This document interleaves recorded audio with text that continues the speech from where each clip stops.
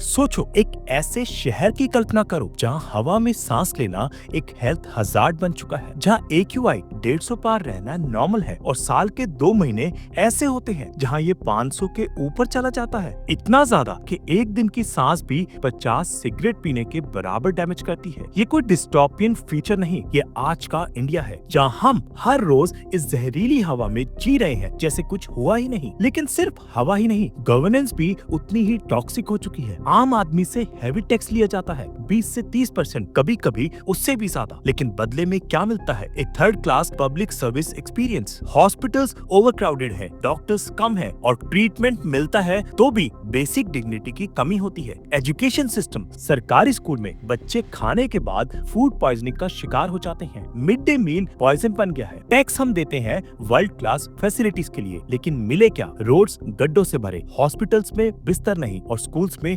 चौक तक नहीं। और इन सबके बीच सबसे बड़ी आयरनी ये है कि अगर आप गवर्नेंस पे सवाल उठाओ तो देशद्रोही कह दिया जाता है। जोक मार दो तो पार्लियामेंट में चर्चा होती है, लेकिन डेली के रेप केसेस, अनएम्प्लॉयमेंट और इंफ्रास्ट्रक्चर कोलैप्स पे एक लाइन भी नहीं। ये सिस्टम नहीं, ये एक टॉक्सिक लूप है जहाँ देश स्ट्रगल कर रहा है और लीडर्स सिर्फ हेडलाइन बना रहे हैं। एक वक्त था जब लोग कहते थे देश के लिए कुछ करना है। आज वक्त बदल गया है, लोग कहते हैं देश छोड़ के कुछ करना है। 2023 में ही 2 लाख से ज्यादा इंडियंस ने अपनी इंडियन सिटीजनशिप सरेंडर कर दी और ये सिर्फ मिडिल क्लास या टेक एम्प्लॉयज नहीं थे। इस लिस्ट में मिलीनियर्स, बिजनेसमैन और सुपर रिच लोग भी शामिल हैं। सोचो, जिन लोगों के पास पैसा, पावर और प्रिविलेज है, जब वो भी कह रहे हैं कि यहाँ रहकर कुछ नहीं हो सकता, तो समझ जाओ सिस्टम कितना फेल हो चुका है। 2022 में 8000 हाई नेटवर्थ इंडिविजुअल्स ने देश छोड़ा, 2023 में 6500 ने, और लगभग 1.3 मिलियन स्टूडेंट्स हर साल इंडिया से अब्रॉड हायर एजुकेशन के लिए जा रहे हैं। इस नंबर में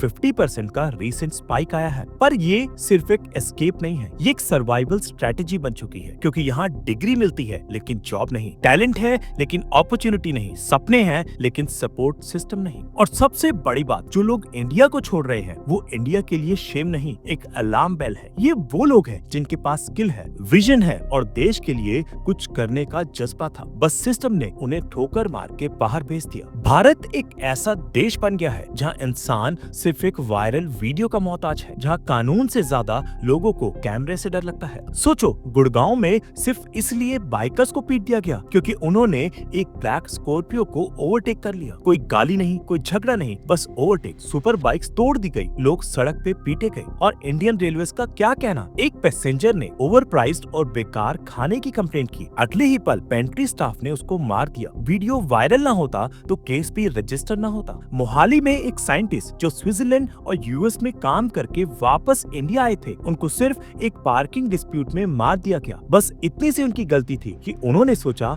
अपने देश लौटकर कुछ कंट्रीब्यूट करेंगे। लेकिन यहाँ जो कानून का डर नहीं रखता वही किंग है। पुलिस कंप्लेंट लिखवानी हो तो पहले कांटेक्ट ढूंढो, FIR चाहिए तो पहले सोर्स रखवाओ। जब तक सोशल मीडिया पे नॉइज नहीं होती तब तक सिस्टम का रिएक्शन 0 होता है। इंडिया में एक आइडिया सोचना आसान है, उस आइडिया को बिजनेस में बदलना एक नाइटमेयर है। जब दुनिया AI, डीप टेक और स्पेस टेक में इन्वेस्ट कर रही है, तब यहाँ एक छोटी सी कंपनी खोलने के लिए भी आपको फाइल लेके ऑफिस से ऑफिस भटकना पड़ता है। स्टार्टअप फाउंडर्स के लिए सबसे पहला चैलेंज होता है सरकारी दफ्तरों की भूल भुलैया। हर एक अप्रूवल के लिए अलग फॉर्म, अलग क्यू और अलग चाय पानी। और अगर आप ब्राइब नहीं दोगे तो फाइल या तो गुम हो जाएगी या फ्रीज। इस सब का रिजल्ट क्या है? लोग आइडिया लेके सीधा सिलिकॉन वैली भाग जाते हैं और वहाँ उन्हें रिस्पेक्ट भी मिलता है, फंडिंग भी और फ्रीडम भी। इसी वजह से इंडियंस ने इंडिया के अंदर 67 यूनिकॉर्न्स बनाए, लेकिन इंडिया के बाहर 109। देश में 58,000 से ज्यादा एजुकेशनल इंस्टीट्यूट्स हैं, लेकिन जब रिसर्च पेपर्स पब्लिश होने की बात आती है तो हम ग्लोबल लेवल पे बॉटम में आते हैं। UK, US, फ्रांस और जर्मनी को मिला के सिर्फ 8,000 इंस्टीट्यूट्स हैं, लेकिन उनकी क्वालिटी आज भी वर्ल्ड क्लास है। यहाँ एक PhD स्कॉलर को 3 महीने बाद सैलरी मिलती है, वो भी अनसर्टेन। लैब में ना इक्विपमेंट है, ना केमिकल्स, न चेयर्स। रिसर्च फेलो को ऑटो चलाकर खुद का खर्चा निकालना पड़ता है। सोचो, दुनिया पाइथन, डेटा साइंस और ब्लॉकचेन पे काम कर रही है और यहाँ सेकंड ईयर इंजीनियरिंग स्टूडेंट अभी तक पीरियोडिक टेबल याद कर रहा है। इसे जॉब कैसे मिलेगी? आप 30% टैक्स दोगे, वीकेंड्स पे काम भी करोगे और फिर भी बॉस कहेगा डेडिकेशन नहीं है तुम में। 9 to 5 तो सिर्फ पेपर पे है, असल में तो 9 to 9 भी कम पड़ता है। कॉल रात के 12 बजे आएगी और अगर आपने उठाया नहीं तो आप नॉन परफॉर्मर बन जाओगे। वर्क लाइफ बैलेंस एक जोक बन गया है। इंडिया में जॉब मिल जाना सक्सेस नहीं, सर्वाइवल बन गया है। और कॉर्पोरेट कल्चर वो तो एक साइलेंट टॉर्चर रूम जैसा हो चुका है। हर साल इंडिया में लगभग 15 लाख इंजीनियर्स ग्रेजुएट होते हैं, लेकिन शॉकिंग बात यह है कि इनमें से आधे काम के लायक ही नहीं होते। एक इंटेलिजेंट माइंड क्वेश्चंस करता है, वो कास्ट, सुपरस्टिशन और आउटडेटेड नॉर्म्स को चैलेंज करता है। लेकिन इंडिया में अगर आपने कुछ भी ट्रेडिशन के अगेंस्ट बोला तो आपकी माँ बहन को रेप थ्रेट्स मिलते हैं, आपके घर पे लोग जला देने की धमकी देते हैं। जो लोग आउट ऑफ द बॉक्स सोचते हैं उनका यहाँ या तो मजाक उड़ा दिया जाता है या उन्हें साइडलाइन कर दिया जाता है। टैलेंट को नर्चर करने की जगह यहाँ उसे सप्रेस किया जाता है। इंडिया में आजकल एक जोक बनाना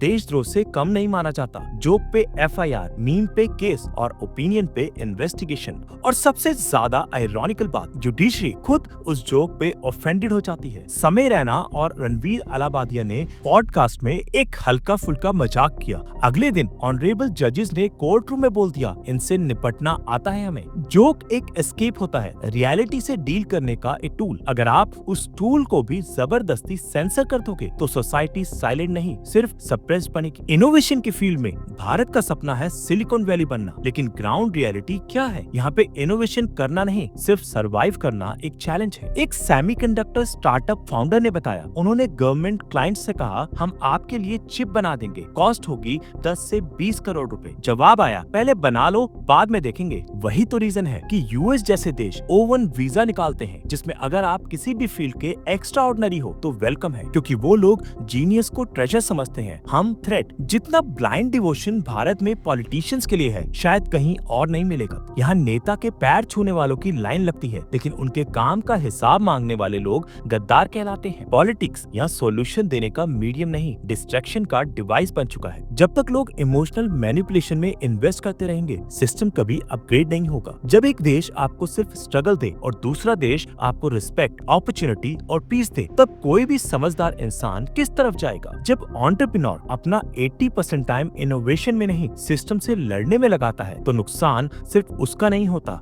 देश का भी होता है। दोस्तों, अगर आपको वीडियो पसंद आया हो तो वीडियो को लाइक करें, अपने दोस्तों के साथ शेयर करें और हमारे चैनल को सब्सक्राइब करना ना भूलें। मिलते हैं अगली वीडियो में एक नए अमेजिंग टॉपिक के साथ।